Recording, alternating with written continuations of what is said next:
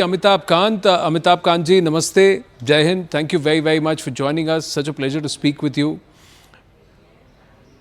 Yeah, thank you. Your Thank thoughts, you, Anand. your thoughts on the interim budget and especially the allocations that have been made on the 4 pillars that Prime Minister Narendra Modi has spoken about very often: the youth, Mahila, the Kisan and the poor. So, Anand, first of all, I must say it's a very disciplined budget within the boundaries of being an interim budget.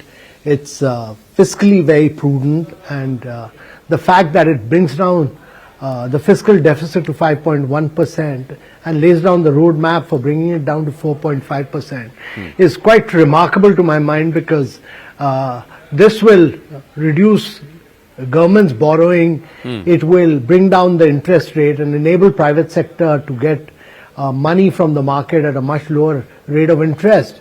And this will enable a greater kickoff of the private sector investment in the economy.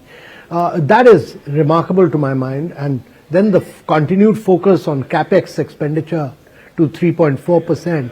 It's on a high base level of 3.3, which was still last year, but right. It adds on around 11 lakh crores to capex expenditure. And I've been always a great believer of focus on infrastructure rather than a consumption-led strategy growth. So this infrastructure will drive growth, and I think again it will now crowd in private sector investment in big ways. So these are two remarkable features. But overall, if you look at this budget, it's very inclusive. I mean, the government strategy always has been to saturate schemes. So when I was implementing the aspirational district program, the focus of the government was that you saturate with everything, whether it was roads, whether it was water, whether it was toilets, whether it was houses, and across every section of the society. So everybody with all the government schemes possible.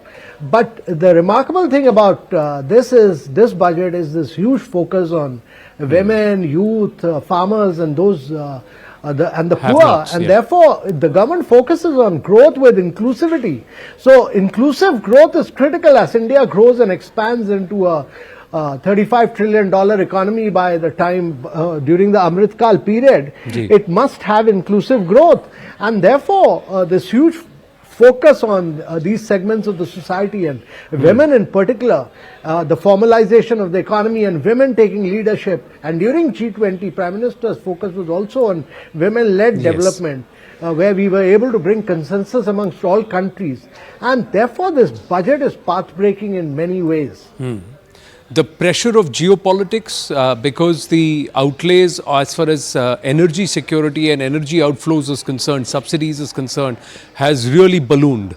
Now, is that going to be a concern in the coming year? Because we are surrounded by conflicts all around us, and it is having an impact on us. Yeah.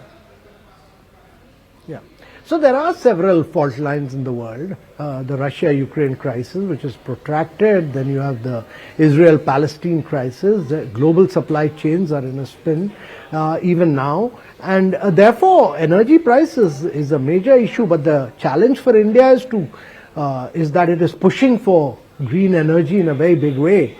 And it's important that we use our climatic conditions to go solar, to go wind, which this budget talks about, to go into green hydrogen in a very big way. And actually, by the time we achieve Amrit Kal in 2047, we should be an exporter of energy, not an importer of energy. And this is very much feasible. No other country in the world has the climatic condition which India has. And our size and scale enables you to do to large scale. And I'm truly delighted that this budget really pushes for solar rooftops, because the 1 crore people who will benefit out of this, their benefit will be in the region of 15,000 to 18,000 rupees, because 300 units of electricity will be in that range. But more important is pushing for biogas, pushing for electric vehicles. All these are sunrise areas of growth. So when you look at it in the context of that 1 lakh crore for private sector for R&D, the objective should be to really drive deep tech in this country, and deep tech will enable you to get into all these new areas of growth where India can be a global champion. Deep Tech Fund has been talked about. There is a clear allocation for also buying of wind energy from external offshore wind energy funding. So there is that's been spoken about. My final question to you, Amitabh Kantji, is this a confident budget or an arrogant budget? Somewhere the message is that we are coming back to power and we'll tell you more in July. Is that confidence or is it arrogance? No, I think it's a very, very confident budget. It's a confident budget because of the work that has been done on ground. It's a confident budget because of macroeconomic fundamentals. It's a confident budget because of the infrastructure that has been created. And to my mind, it's a confident budget because you've been able to provide houses, electricity, water supply, build roads. You've made a difference to the lives of citizens in the country, and that's why it's a confident budget. Amitabh Kantji, thank you very much for speaking with us. Always a pleasure, sir. Thank you so much. Thank you. Thank you. Thank you.